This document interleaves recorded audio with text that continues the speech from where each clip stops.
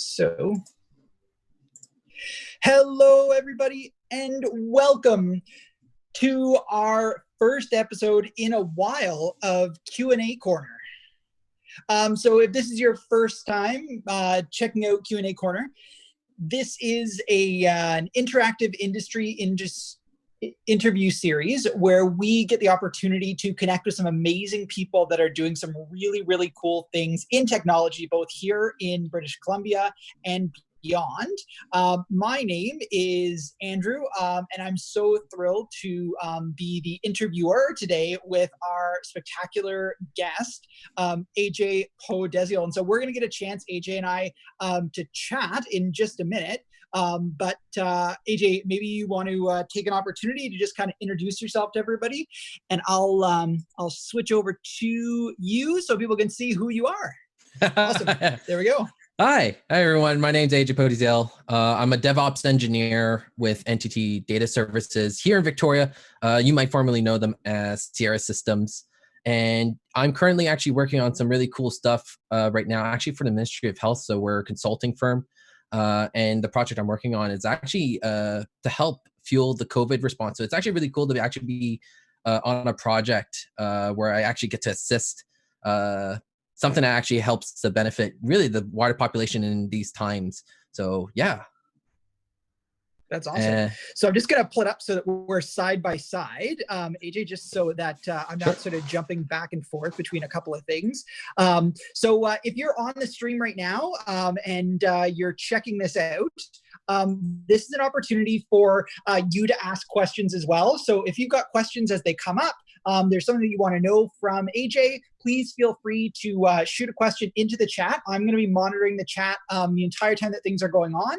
So this is really meant to be an opportunity for you to ask questions and to learn a little bit more about what DevOps is all about and just a little bit about AJ's journey. So yeah, I guess maybe that's the way to start, AJ. So what's your journey? How did you end up, and we'll maybe go into what DevOps is all about, but how did you end up in a career in technology? That is, it's such a great question because I didn't, when I got out of high school like 9 years ago, I didn't ever think about a career in technology. Growing up, I never thought about a career in technology. I actually originally, my background's actually in science. So I'm originally from Montreal. So, I went to college in Montreal. We call it CEGEP. And I did my whole diploma in science and environmental studies. And then I came to UVic in 2014. To pursue mechanical or civil engineering. I was kind of on the fence for either, and that's what I wanted to do for since I was like maybe 10, 11. I really wanted to get into engineering, and I started to find out that, some of the stuff wasn't as much as I wanted it to be, and one of my professors, my first year computer science professor, Dr. Hausi Mueller, approached me and said, you might have the chops, you don't think you do, but I know you do. And so at one point he invited me to drive on a presentation his grad students were giving. This was all in first year, and I was like so happy to have this opportunity to do this. And I grew up with the stigma that tech is boring, tech is dry, and all his grad students kind of shattered those any preconceptions I had were gone and completely shattered. And I started to realize just how wide and how diverse the field was. And so for me, that's what I was like, I want in. How do I get in? And so he encouraged me to follow software engineering. And I basically followed that path right through and through. I did the co-op program at UVic. So I did a term, obviously. Andrew and I were together at Science Venture back in 2015. So I did that. And then following that, I also did 8 months as an application developer in Vancouver with Absolute Software, where I worked basically to help support the business. And then I worked another 8 months at Fujitsu here in Victoria, where I worked on the My Education BC project, where I got to contribute a bit to that in terms of its operations. And then I went, I finished up my degree. Did all of that, and then I went to Bambora for a year, where I was a DevOps. And the reason I chose DevOps is actually pretty interesting because, prior to leaving school, I was going to be like, yeah, I'm going to software development. Yeah, I'm going to do data science. I'm going to do all these cool things. And what ended up happening was that I slowly started realizing that a lot of the things I was doing were very ops focused or DevOps focused. So a lot of people, I joke with people that I was a software developer with ops flavoring. So a lot of the stuff I was doing was already leaning into the DevOps field. And that, and we can go more into depth about what DevOps actually is, but it basically just be for a natural fit. And so I spent a year at Bambora, a little over a year at Bambora, doing DevOps. And then recently in June, I made the move over to NTT, where I'm working obviously on a very interesting project right now. I'm really happy to be where I'm at and have had the opportunities I've had. Definitely wouldn't be where I am today without him. Awesome. So yeah, I mean, maybe that's a logical transition into DevOps. So obviously, a lot of folks maybe have never heard this term before. Maybe they've heard the term developer and they've got an idea of what that's about, and maybe they've heard the term operations and they've got a little bit of idea what that's about. But what is DevOps look like in your career? So DevOps it's really interesting because we think of it as a field, we think of it as a career. Really, DevOps at its core is actually a methodology. It's actually short for development operations. The whole purpose of DevOps is to actually bring development closer to how we build the software of today, and to actually streamline that process, because technology of old has always been, we build it and then we ship it. So it's like it's like taking a box. The developers make the box and then operations just ships it. But we don't, the whole process of assembling it is obfuscated between the two parties. So that's where people like me come in. We're the assemblers. So developers will build the building blocks of the software. They'll go, some might interconnect, but the whole job of putting it all together and automating that entire process, whether that be for stitching it together or, putting the glue on it or going in and fixing stuff that might be broken within the pipeline, that's where I fit in. And it's a very crucial role. And the idea for us and for myself is not to just be that role, it's to exemplify that role. So it's to encourage also developers and also people on the operations side and kind of bring the two closer together, so that there's a larger understanding of what's going on. Awesome. So what would you say is kind of the thing that really sort of first exposed you to this kind of career pathway as being something that you aren't just going to kind of explore as like, I don't know, I might want to do some of these things, but you were like, I don't want to be a developer anymore. I really want to work in DevOps.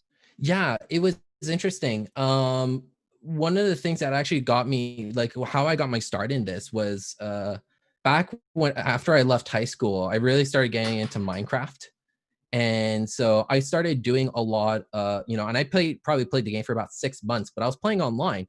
And this was early in the days of Minecraft, Minecraft's golden age, as some people like to call it, where everything was kind of free flow. Everything was, it was very diverse community at the time. And so I escalated the ranks of some server communities very quickly, and I became admin. And just basically I got to handle the back end. So I wasn't really dealing with the community anymore. I was actually dealing with the operations of the server itself and keeping that going and trying to fix bugs. And in those days, Minecraft was very, very buggy. And so it was my job to go in and try and fix some of them as we went along. And I never thought about making that a career opportunity, but I actually quickly found having that knowledge and having that experience is what helped fueled me. Because eventually I started doing development and I was really happy with what I was doing. But I kind of craved for a bit of more. I wanted to be, I'm a person driven by efficiency. So if I can make something more efficient, I'll do it. And a lot of the roles I started playing, especially this actually happened a lot when I was at my role at Fujitsu, and where I wanted to make certain things better, faster, stronger. And that's where I started leaning more heavily away from from software development, writing code, doing all that, maybe assisting in support, and more into how do I make this process better? How do I make this stronger, more resilient to failure, so that, you know, we keep a steady workflow going, you know, and we kind of keep the gates open so that developers are able to do their job, and the end user, you know, the people on the other end who are using this software, you know, get the best experience possible. And so that's really what I wanted. And I really started solidifying my role there, actually, in my kind of passion for DevOps. So I'm curious when looking at the different career options that are out there. So obviously our audience is a lot of high school students who are sort of considering. You kind of identified that even fairly early on, but I'm sure, did you really have a name for it when you were at that stage, or did it take you a lot of kind of searching to find out that this was kind of the fit for you? It definitely took a lot of it definitely took a lot of researching and experimentation. I think actually having done the UVic co-op program was really that chance to explore and experiment with different possibilities and different career options that I had. That was actually the big challenge I had, was because, you know, going into the co-op program, you don't necessarily know what you want at the end of the day, especially your first one. And the second one, you might not know still. Third, fourth, you start to get a better idea of what you want. For me, like I was getting really into data science. But data science is such a limited field. And, you know, in terms, you know, of what's out there in the, you know, in terms of, you know, whether that, you know, in terms of career prospects, it's a very limited field at the end of the day. And so for me, I started looking at DevOps because I was really getting, I started noticing that there was a lot of this that was, you know, I was going through companies and I noticed that, you know, there was a lack of automation, that there was a lack of resiliency in some of their, the way they're building things. And so for me, I was, you know, and there was lots of talk about, within the industry, within the tech industry, this is, you know, several years ago, about improving these processes, but not knowing how. And that's when I think DevOps really started to pick up a lot of steam. And I noticed that this actually might be my field. This might be my field. And so it was actually, and I was always kind of on the, with a leader, one of the tech leaders in our, you know, in the Victoria community, who convinced me, like, you should really give this a go. This is your kind of shtick. And so I decided, you know what, let's jump in and see what this is really like. My first full ray into DevOps. And I have to say, I haven't looked back. So nice. So why did you choose the co-op option when you went to the University of Victoria, or was it something that was mandatory? And then how did you end up sort of choosing those different co-op opportunities? Was it something that they found for you, or was it that you got to look around for things that were kind of interest to you? Yeah, that's a great question. So I first joined into the engineering department. So I was actually, you know, kind of like on a pathway to go into mechanical engineering. And so as a result, I had to do co-op. It's mandatory in all the engineering programs. Even when I made the switch to software engineering, I still have to do co-op. So the engineering department at UVic requires all the engineering students to complete a mandatory 4 work terms. Those work terms are 4 months, which are the lengths of each semester. Once you complete the 4, then you get your designation. You're allowed to proceed with your degree. Now, I left the software engineering program in 2017, and I moved into the computer science program, just because it offered me more flexibility with what I wanted at the end of the day. And so, and allowed me to pursue my business minor, which I also got. And so in the computer science program, it's not mandatory for you to take it. It's optional. But I had already completed 3 by the time I got into the program. And I was like, you know what? I do want to continue pursuing this. And the experience of going through the program, you have to go and look, you know, the co-op office will warn you that you're responsible for going out. Like, they'll have the board posting and everything, you know, the job board with all the job postings, and you select them. But it's up to you to write a cover letter. It's up to you to write a resume, and it's up to you to submit to these postings. And the university also encourages you to go out and look for other opportunities. What they procure. Some of them are exclusive to the board. Some are more open to the general public, and they actually ask that you go and look for them as well. Because obviously there's a lot of people looking at the same jobs that you are. So it's really awesome in the sense of that, you're kind of hunting down your own opportunities. But I felt like going through that program gave me a lot more skills, coming out of it than I would have had I never done it. Yeah. So do you think that it was your sort of interest in tech that kind of has kept you moving and being really successful in this field? Or is there like sort of some other capacity or competency or skill that you have that you think has been what's made you successful? So often when we at HighTechU have talked to people about like what are employers looking for in sort of those employees that are going to stick around for a while. A lot of people think they're going to say like programming prowess or problem solving ability, and then a lot of them say things like creativity or just curiosity. Like, what would you say is kind of that key quality that makes people successful both in technology and then specifically in the DevOps field? Sure, absolutely. 100%, without a doubt, teamwork. You need collaboration is so key, and there are many one of many studies and like reports out there that show that like in tech like without collaboration, a lot of projects tend to fail quite quickly, whether that be from infighting, whether that be from difference of ideas.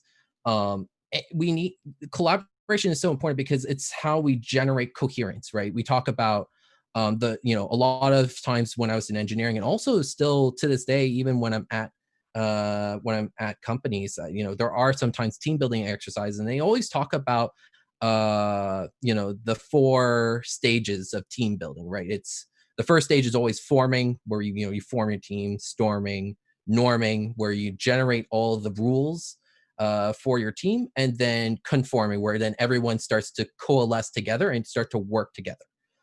That is so crucial, because without that, we don't get work done. Without that, we're not able to solve issues. And so it's very important to program well. I don't think prowess is like the strongest forefront for most employers. They're looking for someone who is very, most companies I've interviewed with are looking for someone who is very holistic in their skills. So they're looking for a well-balanced person between technical and your soft skills. It's so important to have a strong set and a strong base of soft skills, because the number one thing you're dealing with is not really always the code. It's people at the end of the day, because people are building the code. People are looking at your code. You have people who are above you who are testing the code and looking at this, and they're not always going to know how to talk on a technical level. And so there has to be that balance of you translating what that means. And I've had to do that a lot, even in my co-ops, where I'm dealing with business people, and they're telling me, well, I have this issue.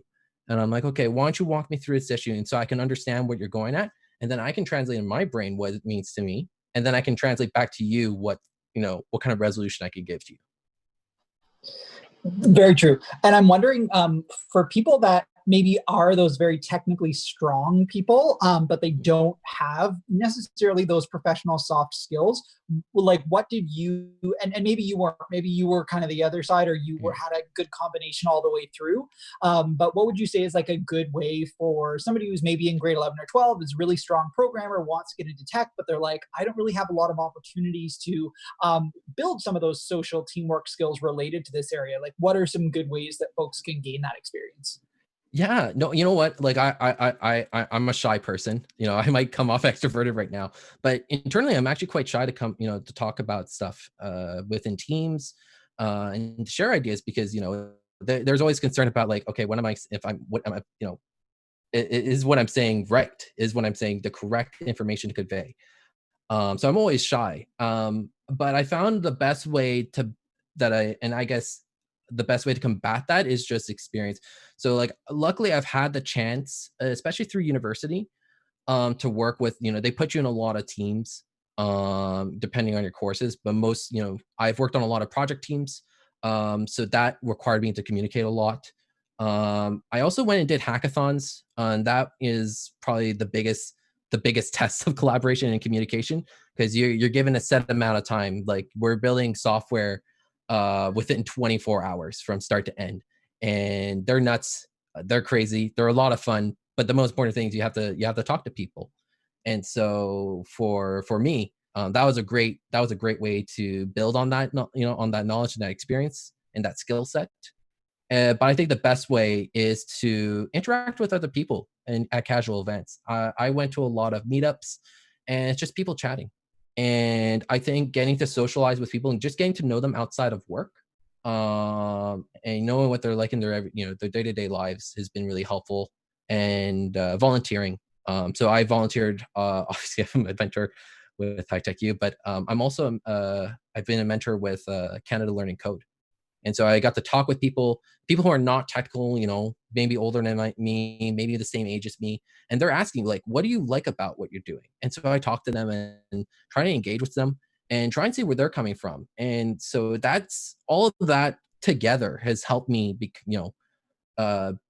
build that communication skill set. It's something I'm still working on. It's not going to be perfect. I don't think anyone should expect perfection out of it. And I don't think any of our viewers should, but because communication is imperfect art. But I think it's something that definitely there are plenty of opportunities to work on. And yeah.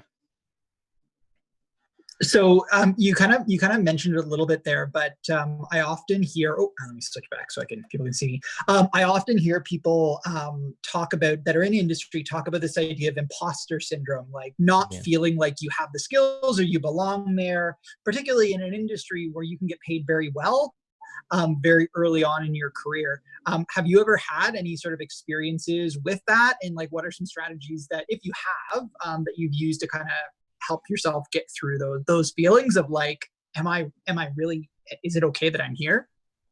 Yeah, it's such a strong sentiment, and it's really hard to combat. I've definitely had that. It's really weird. I've had that over the years, whether that be in my co-ops and whether that be at at my full-time jobs. I definitely have suffered from imposter syndrome. I will not lie, will not hide it. It is definitely probably my number one fear is, do I actually know what I'm talking about when I say these things? And it's a challenge. It's a challenge to overcome. And because there's time crunches, there's scrutiny over what you're doing, which is normal. It's normal. There's things that we have goals and objectives to achieve, but it's so difficult to overcome. And one of the ways I found overcoming this, there was actually a project I was working on in my last company, and there was a lot of challenges. I was working with a device that I had never seen before. I had zero experience with. A lot of stuff we were doing was from scratch, out of the box. So everything I was designing was basically going to be there for the next several years.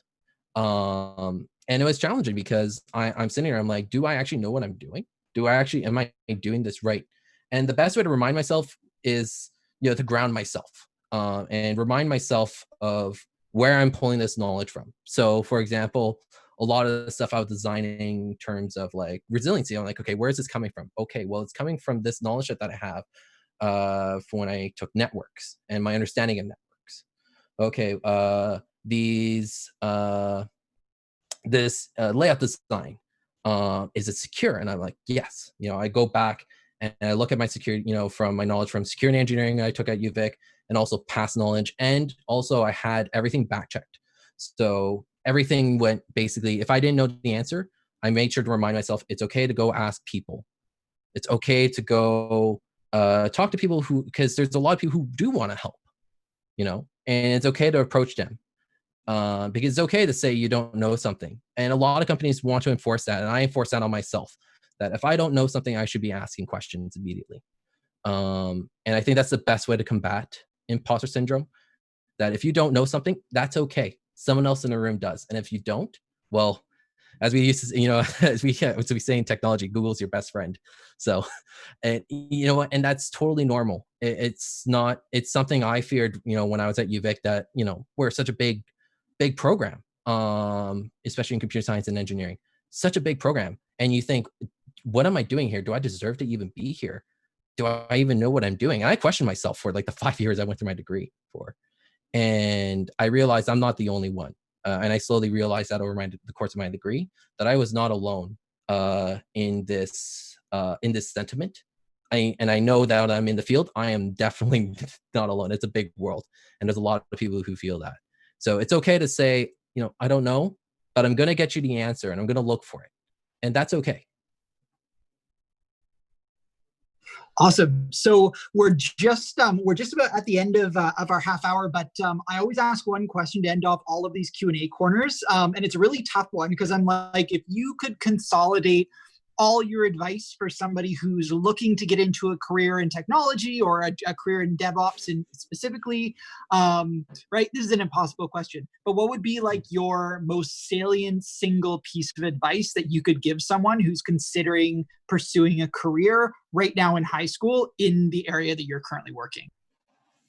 Sure. Oh man, that is a tough question because DevOps is such a huge thing to cover. It's all encompassing. I think one of the things that I've found to be the best piece of advice, if I were to give this to my 15, 16-year-old self, would be to say that things change. What you want now and what you want later are going to change, and the tech industry is like that, very much so. It's a constantly evolving industry. Technically, my role hasn't really existed since maybe this only started coming out maybe like 8 years ago. It's when my role started to emerge. So my job didn't even exist when I left high school, to give you an idea, right? And so I would say that if you want to enter into what is an emerging field, but also two, I would say employs a whole suite of skills, then please come. Because this is such an amazing field of knowledge, of challenges and obstacles to overcome, because we're in a world that is constantly changing. We're in a world that, and especially we're in an industry that is constantly changing as well. And so the what I do is help smooth out those changes and to help make them happen. And I'm so glad to be part of that kind of role. And I hope that for anyone looking at this, don't just look at software development, because there is so much out there in terms of options that you have. I definitely wish I had gotten that advice earlier on, and definitely look at this field a little more. Yeah. And I'm glad that I had the experience that I did. I had the interactions that I did. Yeah. And I hope that this becomes a more widely discussed topic. Totally. Well, thank you so much, AJ. I really appreciate it. And it's funny, just before we got on the call, for those that are on the stream right now, I was having all these technical issues, and I was like, of course we are. But of course, AJ, just by being his presence here, was able to fix all of those in time for the stream to start, and I'm so grateful. I've been really lucky to work with AJ for in different ways over the past kind of 5 years or so, and to kind of see him jump into the different roles, and definitely that DevOps role is like a good fit. And hopefully, folks that are on the stream, you've learned a little bit more about what that's all about. So AJ, thank you so much for being here. If you are just on the stream, so you've just kind of tuned in now, if you've got any questions, we've got another minute or so that you can just type any questions in there. I know there's a little bit of lag on the calls or on the stream, so I'll leave it for just a second. But if you have missed the rest of this and you want to catch up and see some of the conversation that AJ and I just had, you can always check it out over on the HighTechU YouTube channel. You can also check it out on hightechu.ca/techbytes. You can also check out our social media at HighTechU or at HighTech_U, where we post a lot of this stuff fairly regularly. So you haven't missed anything, and we'll be uploading this all to YouTube a little bit later on.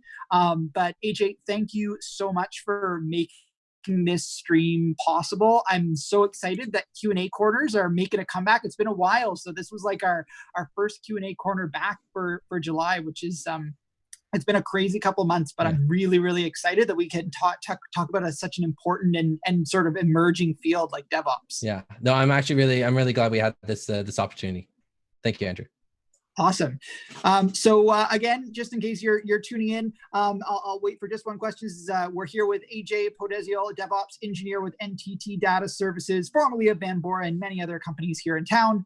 So we'll give it just a second and see if anything comes up. While we do that, again, this was Tech Bytes Q&A Corner, part of the Tech Bytes Bite-Sized Tech Talks for Teens series. My name is Andrew, and we've been here with our special guest for today, AJ Po-Deziel, DevOps Engineer. So it doesn't look like there's too many more questions, AJ. So I'll give you a final opportunity if you want to wave goodbye to the viewers that will be checking this out on YouTube and the viewers that are here with us today. Awesome. Thanks so much, AJ. And I'll just come back to both of us. Thanks so much, everybody, for tuning in. And we'll see you next time here on Tech Bytes and Tech Bytes Q&A Corner. Have a great rest of your day. Stay safe, stay healthy, and we'll see you soon.